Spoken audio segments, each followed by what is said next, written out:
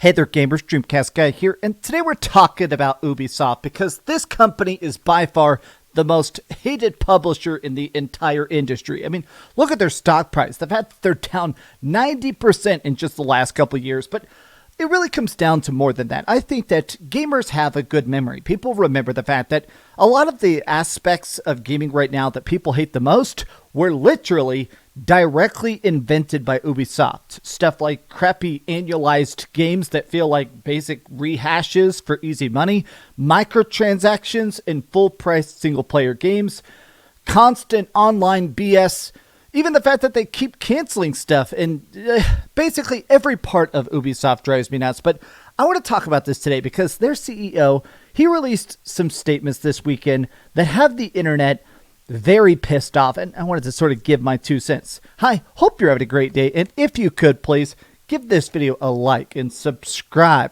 if you haven't already. Remember when Assassin's Creed was good? Okay, anyways.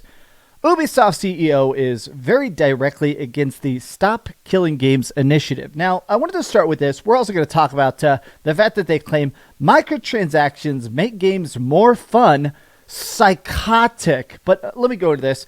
So, Stop Killing Games is a big initiative right now that we talked about on the channel. A lot of the internet has been very much buzzing about Stop Killing Games, where essentially people are trying to ask that there is some sort of enforcement that if you have an online game, it's never disabled later. Meaning that if you're playing a game like The Crew, this is actually one of the things that initially started it.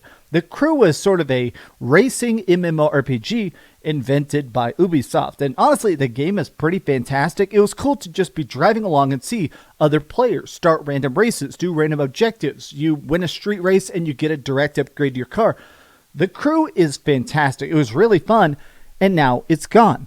They shut it down. They just flipped the servers off. And a lot of people are pissed because it's not just, hey, the game I like is gone. It's the fact that, hey, what about the people that bought that game for $70? What about the people that paid microtransactions? What about the people that put time and effort and DLC into it? And now it's all just unmade, which started off this sort of big lawsuit where people are basically saying, okay, I'm not asking for infinite support. I'm not asking for patches into 2028 or whatever. I'm just saying that when a game goes offline, there needs to be some ability to still play it, even if it's a limited capacity, even if it's only a couple of the modes. I don't want a game I already bought to be disappeared from my library retroactively. And essentially he said this. Now, this quote right here, a lot of people have been making fun of it. You're provided a service, but nothing is written in stone. And at some point, that service may discontinued. Nothing is eternal. Now, I love this top comment. This is so perfect. Notice how he says service instead of game. He just explained the problem. He is the problem. This is kind of wild that I think the thing that really drives me the most nuts about this games as a service ethos that's currently been very much leeching off the industry, I'm still in a spot where I feel like games are best when they have a story, a crazy soundtrack, cool character design, stuff like that, right? Whereas a lot of this live service crap, they do it backwards. They go, okay, how can we make something that's fun enough to get you to play it, to get you to want to participate in the seasonal quests? What can we do to basically keep taking your money and keep taking your time? And people like Izgimo, he clearly thought they could do that forever. Just keep making crappy, lazy Assassin's Creed games back to back to back to back to back. And hey, you'll pay for it forever. Eat up that little slop, piggies. And now that it's blown up, he's like, well, we don't really owe you anything. We could just disable all our games right now and keep your money, and you can just eat it. Now, here's the other quote that is 10 times worse. I have seen a million people making fun of this. I want to start though. Ubisoft claims that putting microtransactions into single-player games like Assassin's Creed Shadows make them more fun to play. They argue it's because players can progress more quickly if they pay for boosters. Now, Ubisoft invented this. I want to make that incredibly clear when we talk about this. They have come up with this concept that they like to call time savers, where essentially, say you're playing something like one of the first games that I saw that really did this hardcore was Assassin's Creed Valhalla, but a bunch of Assassin's Creed games did this, especially Odyssey. But basically the idea was that while you're exploring, you will occasionally encounter stuff that's too high level, and you got to go out and grind. You got to get better gear, you got to do little side stuff, and that grind is part of it. But there are times where you want to see that next big story moment. You want to get to that next boss. They essentially allow you to buy crafting materials, better gear, or straight up XP. Now they call it time savers. Like, hey, you're trying to get to that next thing. We're on your side, buddy. Just pay $5. Just pay $3. And this to me is so incredibly stupid. And a lot of people have immediately said, okay, then in that case, the game is badly designed. If you're actually making it so microtransactions can save you time, then you know there are aspects of this game that are purposefully wasting your time. Now I want to take a look at 3 separate replies here. Even when they're on the verge of dying as a company, Ubisoft's inability to read the room is utterly astounding. I mean, I love the fact that everybody is very much talking about this. Ubisoft is a company that deliberately puts out crappy, unfun games that are a slog like Assassin's Creed Shadows or Star Wars Outlaws with the express purpose of squeezing money out of people that just want to get through that game faster. F them. Look at this. It's so interesting. They're always on the cutting edge of terrible stuff in the industry. Their CEO is, you don't own your games that you've paid for. That's right. Ubisoft literally are the people that came up with the quote that said, even though you actually own this disc, if you read the fine print in this huge block of legal disclaimers, it says, hey, this is our property, bitch. You can play it. We're allowing you to look at it. But as soon as we don't want to, we can legally just delete it off your system. Good luck. Have fun. Look at this. We don't hate Ubisoft nearly enough. Now, this actually was the tweet that inspired this video. Look at this. 18,000 likes for just these 7 words, right? Look at that. The only thing that's not optional is the developers inconveniencing the players to funnel them towards microtransactions. I went through this song and dance all the way back in Assassin's Creed Odyssey. It 100% impacts the game design for the players who choose not to engage with the microtransactions. People very much understand that this is what's making not just Ubisoft worse, but gaming in general worse, is that they think of this in the wrong order. And I think it's having a permanent effect on a lot of different games, which is that they think, okay, we want the map to be this big. All right, now working backwards from that, how much story can we put into this big map? Okay, we want to have this amount of microtransactions. That means, all right, now how do we work backwards from that? How grindy can we make it before the player actually quits?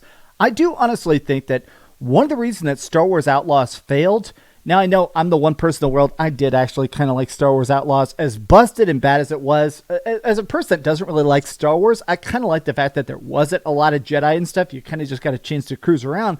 But it was very obvious that that game was very poorly built. Instant fail stealth missions, very structured areas that didn't work, a lot of independent missions that don't connect to each other story-wise. But basically, their excuses is, oh, there were just some design issues. Oh, people were just not interested in Star Wars. This is ridiculous cope. And I honestly think that this is, again, just a sign about the fact that I feel like the industry is hitting this weird brick wall that I'm happy we're hitting it. But it's funny that these CEOs didn't see this coming, right? Which is the fact that all these games are made to be profitable and predatory. And necessarily that becomes symbiotic to them. It's no longer about making a cool game. It's no longer about getting you excited. It's no longer about rewarding fans and stuff. It is literally just monetization as a form of like making yourself into a monster. I want to end it with this tweet. This is a tweet I've honestly had pulled up now for almost 2 weeks because I think it is brilliant. A lot of CEOs, especially people like Yves Guillemot, a lot of people in a lot of the industry are talking about, oh, no one wants to buy games. Nobody wants anybody. The goal now is they try to get you addicted to a live service. It's not even about the fun. It's about, the fear of quitting, right? I want to get you so hooked on it, you never get a chance to try anything outside of our profitable ecosystem. But this is the head of PR for Larian, which is Baldur's Gate 3. Honestly, one of the best games ever made. I think one of the fundamental misunderstandings is the idea that players want free games. They want good games. They can be free to play, they can be paid, but they need to be good. This is the binding truth that has always existed and will always exist in the industry as we know it. You can't avoid that this is a hit-based industry. Games do got to be big and very, very high selling at this point in order to break even. The problem is that there isn't enough mind space for the amount of games that would ideally be hits. Therefore, the majority can't be hits even if they're good. In 2025, the majority of successes and failures are not foreseen. From a business perspective, it's actually insane. If I were a CEO or a CFO looking at a gaming division, I would probably see it more and less like a gambling den where nobody is able to explain to me reliably why I should believe these expensive bets pay off. Something that we had in the past that has very much died recently that I'm kind of afraid is gone is AA.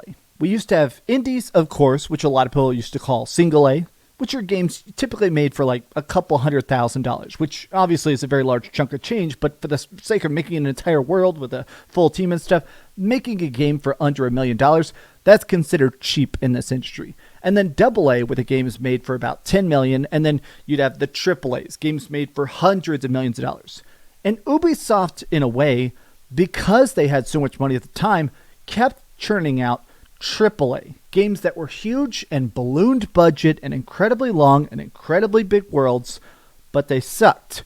And I almost think they created this terrible vacuum, black hole that killed AA and now has killed AAA. Now a lot of AA stuff, people would say, oh, this game doesn't look good enough. I don't accept how this currently looks. But at the same time, people are saying AAA, I'll be honest, Ubisoft AAA is the first time I heard people refer to any game as SLOP, filler slop. And this AAA slop, as cheap as it looks, as bad as it plays, is still incredibly expensive. Ubisoft has killed themselves, they've killed the entire industry, and I guess now I'm kind of just curious what happens to the scraps. Who's going to buy the chunks? Who's going to buy Assassin's Creed? Who's going to buy the Tom Clancy games? Who's going to buy Sam Fisher's Splinter Cell? I don't know.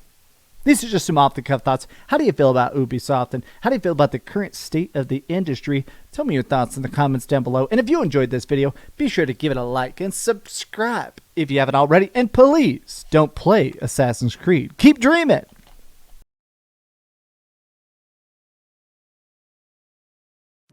Thanks so much for watching that video. If you want to see something else, you can always click this link to see what I put up last, or, subscribe and see what's coming up next. Also, I promise that whatever I do, it'll try not to suck.